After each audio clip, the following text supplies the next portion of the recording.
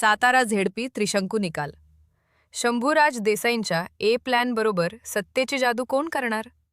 सातारा भाजपाला 27 जागा, राष्ट्रवादीला 20 जागा. शिवसेना शिंदे 15 जागा घेऊन किंग मेकरच्या भूमिकेत राहिली.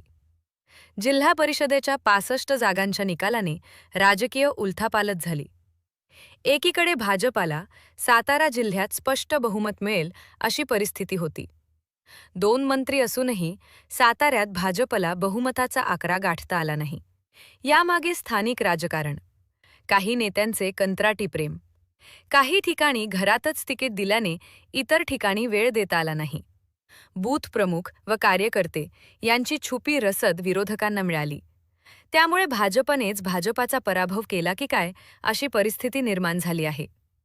निवडणुकीतील तीव्र कलगीतुरे, ग्रामविकास मंत्र्यांची प्रतिक्रिया, भाजपा राष्ट्रवादी आघाडी की शिवसेना राष्ट्रवादीचा पर्याय, की मुख्यमंत्री देवेंद्र फडणवीस यांच्या राजकीय चमत्काराने नवे समीकरण रचले जाईल. मुख्यमंत्री राजकीय जादूगार म्हणून ओळखले जातात. त्यामुळे साताऱ्याच्या राजकारणात पुढे काय होणार याकडे सर्वांचे लक्ष लागले आहे.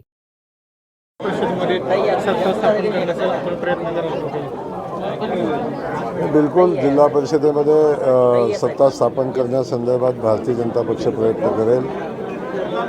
भारतीय जनता पक्षाचे नेते सन्माननीय देवेंद्रजी फडणवीस साहेब ज्या सूचना देतील त्याप्रमाणे इथल्या निवडणुकीचं धोरण ठरेल आणि भारतीय जनता पक्ष महायुती म्हणून सुद्धा सत्तेमध्ये यायचा येईल असं माझं मत आहे. शेवटी जी परिस्थिती सामोरं येईल त्याला सामोरं जायचं तयारी आमची आहे.